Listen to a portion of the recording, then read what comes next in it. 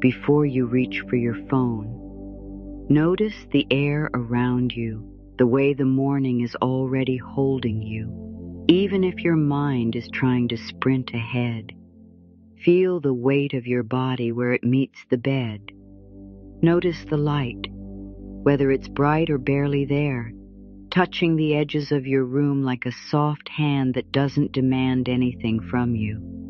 You don't have to earn this moment. You don't have to be ready. You only have to be here, just long enough to remember yourself.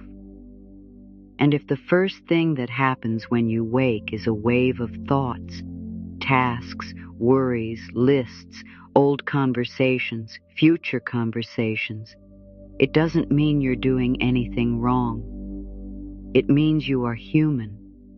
It means you've been living in a world that trains you to wake up and immediately brace for impact. Somewhere deep inside, you've always known there is another way to begin. Because the truth is, most people aren't exhausted from what they do. They're exhausted from how early they abandon themselves. They wake up and they leave their own body, their own breath, their own quiet center, and they rush into everyone else's expectations before they even know what they feel. If that's you, I want you to hear this clearly. You're not broken. Your nervous system has simply learned a pattern, and patterns can change, gently, tenderly, without force. You may have tried to fix mornings. You may have tried routines that looked perfect from the outside but felt tight on the inside. You may have promised yourself you would meditate every day, journal every day, stretch every day, and then you missed a day, and shame crept in, and the whole thing collapsed like a tower built too quickly. I see you. I see how hard you've been trying. And here's what I've come to understand. Morning stillness is not a performance. It is not another place to prove your discipline. It is a homecoming. So if you've been telling yourself, I can't be still, or my mind won't stop, or I'm not good at this, let that soften for a moment, because stillness isn't the absence of thought. Stillness is the presence of you. Can you feel the difference? The difference between trying to silence yourself and choosing to stay with yourself. Maybe right now, even as you listen, you can notice the impulse to rush ahead, to collect information, to get it. And you can also notice there is a part of you that doesn't need to rush, a deeper part that has been waiting for you to slow down enough to hear it. Your heart already knows this. Peace isn't something you chase. Peace is something you allow. And morning is one of the easiest doorways into that allowing. Not because morning is magically perfect, but because the world is quieter and the story hasn't fully started yet. The day hasn't tightened its grip. The mind hasn't gathered all its evidence that life is urgent. Morning stillness is a threshold, and thresholds are sacred. They are the places where you decide what you belong to. If you've been waking up with anxiety, it's because your system has been trained to anticipate. If you've been waking up feeling heavy, it's because you've been carrying too much for too long. If you've been waking up already tired, it's because you've been running in your sleep even when your body was lying still. This is important to hear. Your morning mood is not a personal failure. It's information. It's your inner world letting you know how you've been living. And instead of trying to override that information, morning stillness invites you to meet it with kindness, not with judgment, not with fixing, with presence. Because presence is what heals the sense of being alone inside yourself. Let that settle for a moment. You don't need a perfect morning routine to feel peace. You need one honest moment where you stop fighting your own experience. What if stillness isn't something you get right, but a place you return to the way you return to your own name? Think about that. You don't have to earn your name. You don't have to be worthy of it. When you remember it, something inside you aligns. Stillness can be like that. A remembering, a reorientation. And you can do it in a way that fits your real life, your real responsibilities, your real body.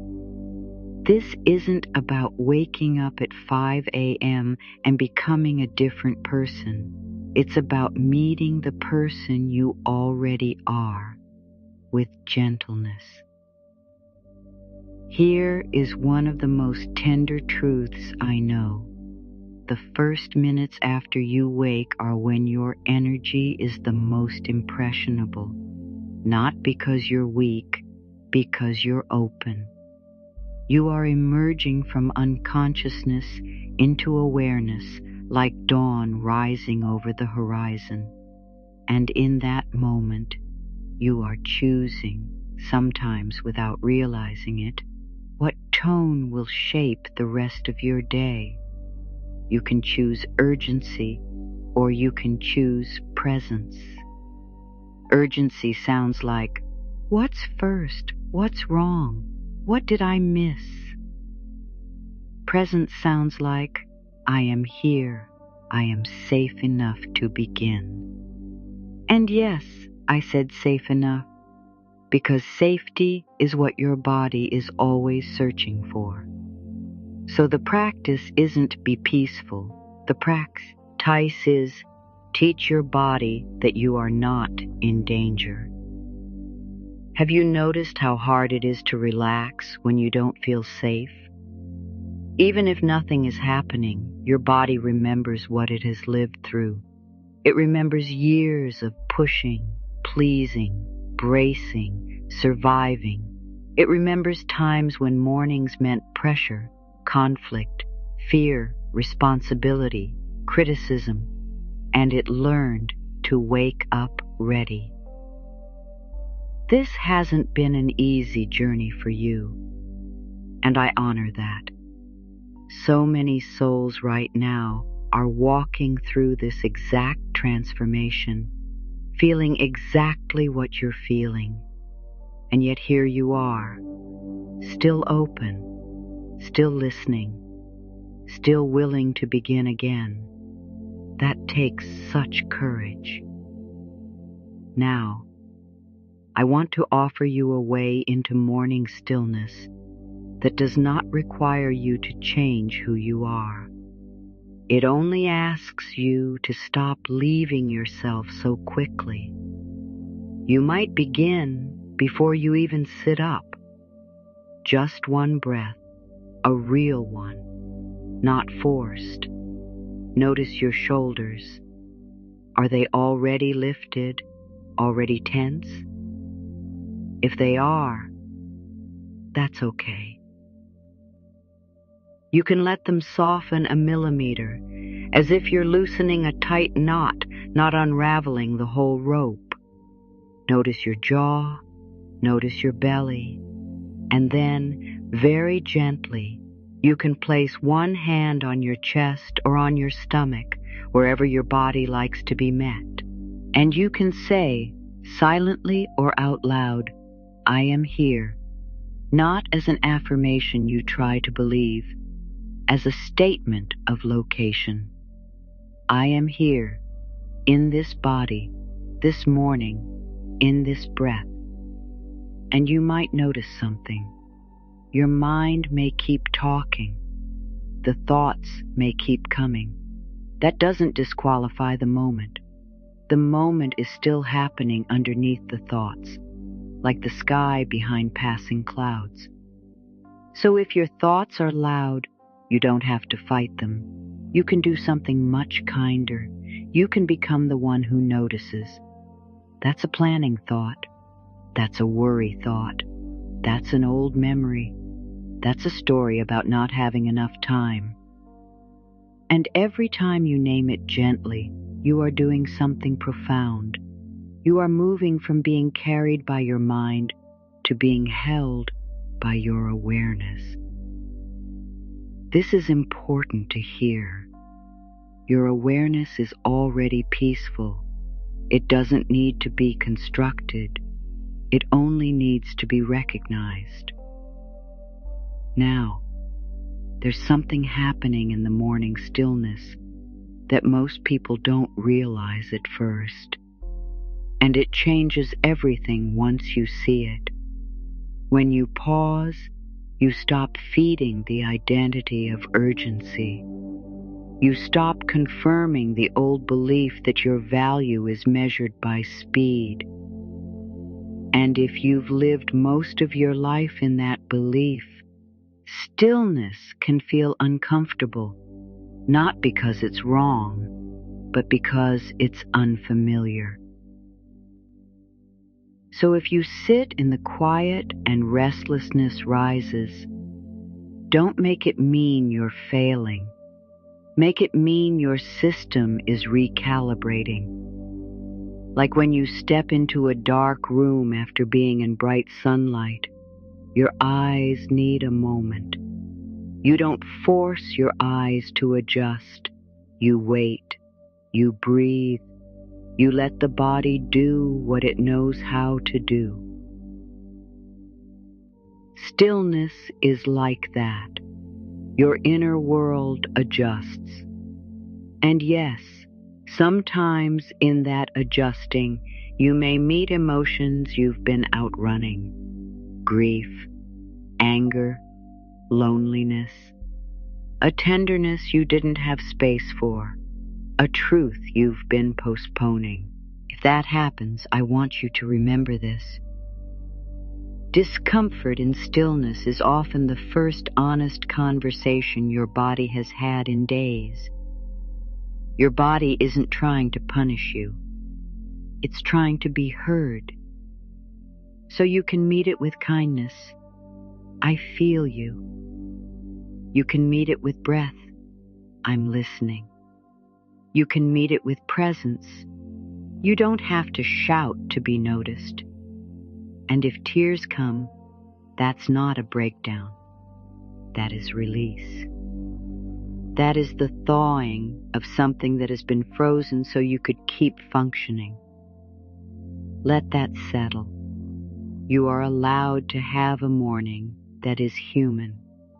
Now you might be thinking, but I don't have time. And I understand, truly. So let's make this real. Morning stillness is not a 30-minute meditation on a mountaintop. It can be 90 seconds. It can be 3 minutes. It can be the time it takes for your kettle to warm. It can be one conscious sip of water before you start the day. The question isn't how long. The question is, do you belong to yourself first? Because if you begin the day belonging to the world will take more than you intended to give. It will take your attention, your tenderness, your breath, and by noon, you'll feel like you've been living on the outside of your own life. But if you begin the day belonging to yourself, even briefly, you carry an inner anchor. And when the day pulls, you don't break as easily. You return. Your heart already knows this. You don't need more control. You need more connection. So here's a gentle practice you can try, one that many have found supports their wellness journey alongside whatever care and support they already have. When you wake, before you engage anything else, choose one small ritual of presence. It might be placing your feet on the floor and feeling the solidity beneath you. It might be opening a window and letting fresh air touch your face. It might be putting your hand on your heart and whispering, "Good morning, love." And then, give yourself 3 questions, not to solve, to feel.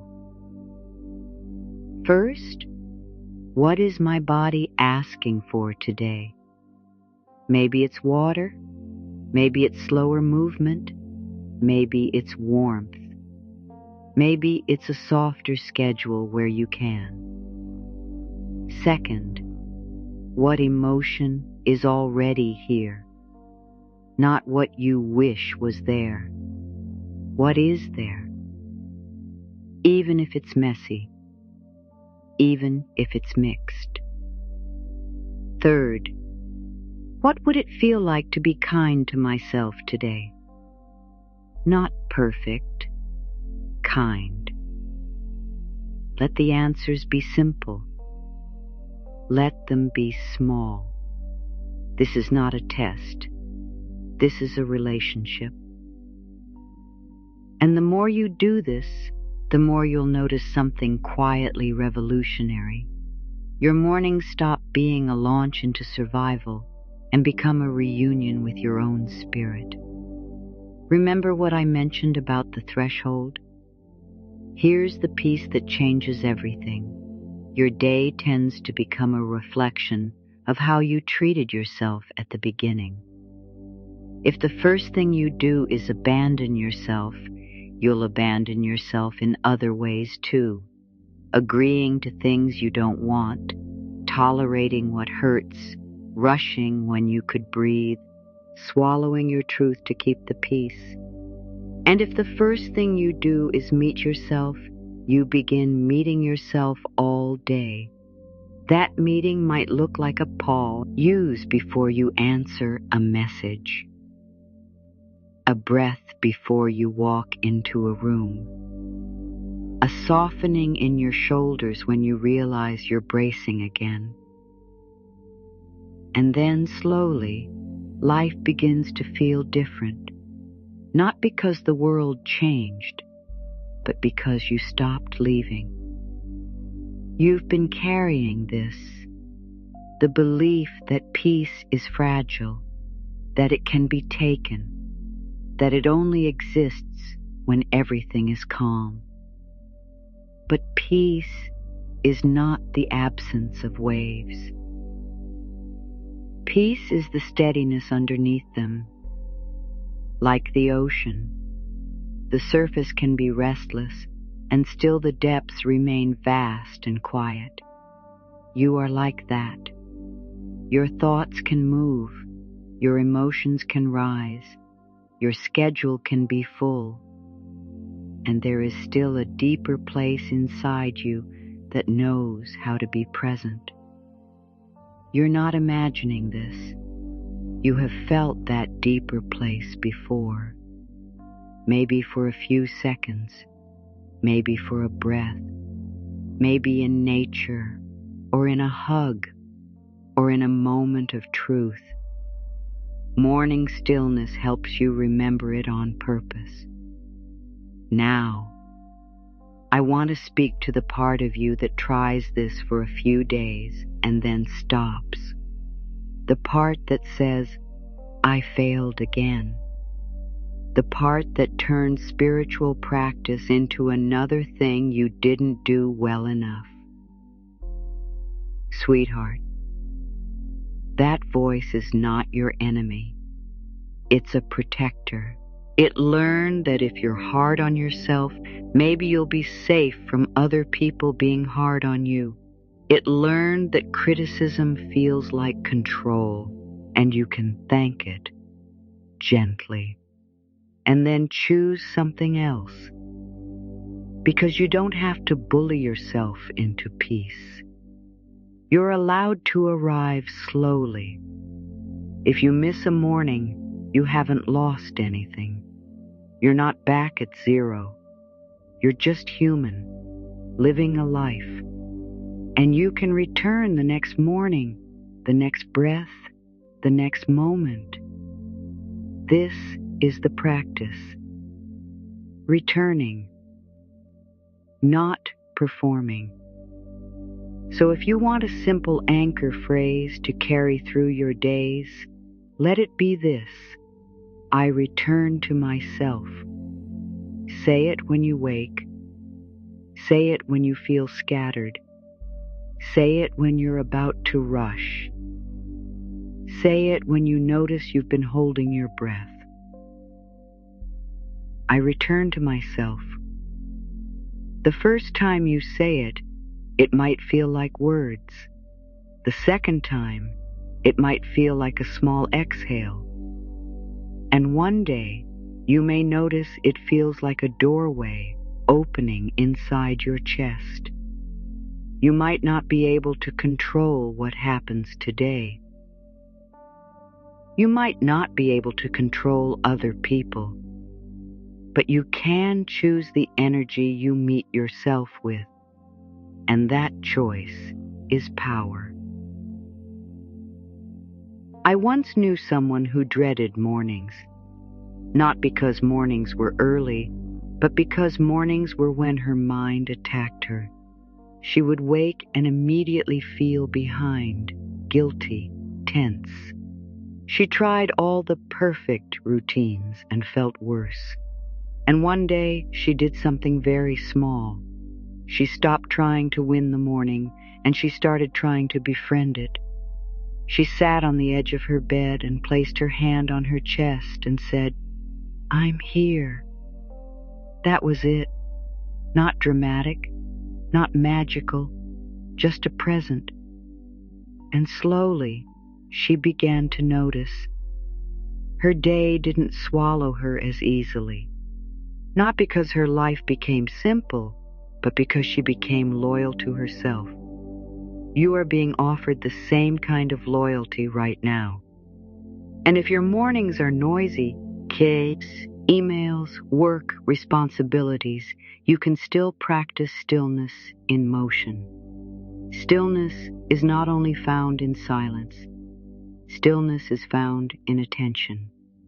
You can wash your face and feel the water. You can make your tea and feel the warmth in your hands. You can take 3 breaths in the doorway before you step into the demands of the day. And as you do this, something else emerges. You begin to trust yourself again. Because you're no longer living as if your life is happening to you. You are participating. You are present. You are choosing. In the coming days, you might start to notice small moments of softness appearing where there used to be only tension. You may notice you respond differently to stress, even if the stress is still there.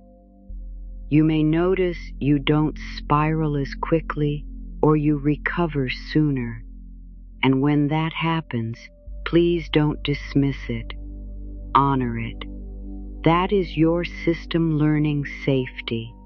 That is your soul learning it can live here, in your body, in your life, in this world. You are not too late.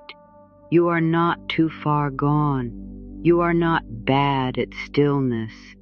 You are simply relearning how to belong to yourself.